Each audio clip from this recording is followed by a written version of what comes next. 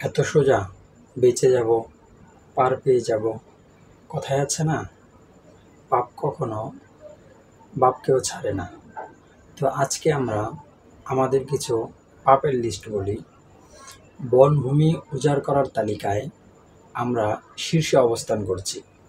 2001 থেকে 2020 সাল পর্যন্ত আমরা প্রায় 94,000 একর বনভূমি উজাড় করেছি।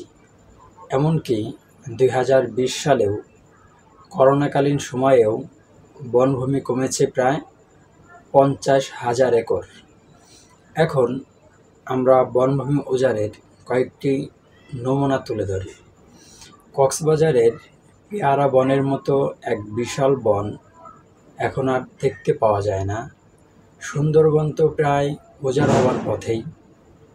2009 সালে সুন্দরবনের আয়তন ছিল প্রায় 6,000 একর, যা বর্তমানে 4,000 একরে নেমে এসেছে। গাজীপুর এবং টাঙ্গাইলের 60,000 একর বনভূমি রিসোর্ট মালিকদের দখলে চলে গেছে।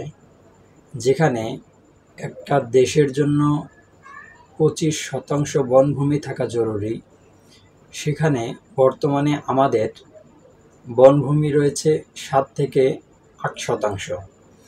এরপর বনভূমি উজাড়ের অন্যতম কারণ হচ্ছে অপরিকল্পিতভাবে গাছ কেটে রাস্তা নির্মাণ করা। অথচ অন্য দেশে গাছকে রেখেই রাস্তা তৈরির পরিকল্পনা করা হয়। আর এভাবেই আমরা ধীরে ধীরে বনভূমি উজাড় করছি এবং কোনো প্রকার চিন্তাভাবনা ছাড়াই আমরা এই বনভূমি উজাড় করে ফেলছি। আমাদের দেশে প্রতি বছর গরম বাড়ছে। এখন থেকে প্রতি বছর আমরা গরমে ফ্রাই হব। এদিকে কিছু বড়লোক শ্রেণী এসি কিনে দেশটাকে আরও জাহান্নাম বানিয়ে দিচ্ছে। এই জন্য এসি কোম্পানিগুলো মোটামুটি উঠে পড়ে লেগেছে। 20 বছরের এই দীর্ঘ ক্ষতি 50 বছরেও পোষানো যাবে না।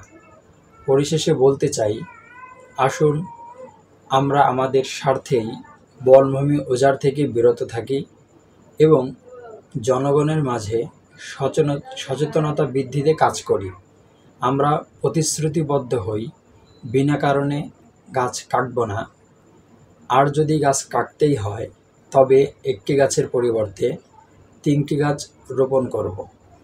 সেই সাথে আমরা আমাদের বিশ্ব এবং আমাদের দেশকে অতিরিক্ত তাপমাত্রা থেকে রক্ষা করি। আর অতিরিক্ত তাপমাত্রা মূলত আমাদের জীবনকেই কঠিনতর করে তুলছে। যদি আমরা শান্তিতে থাকতে চাই, তাহলে গাছ লাগানোর কোনো বিকল্প নাই। আসুন আমাদের স্লোগান হোক, গাছ লাগান, পরিবেশ বাঁচান।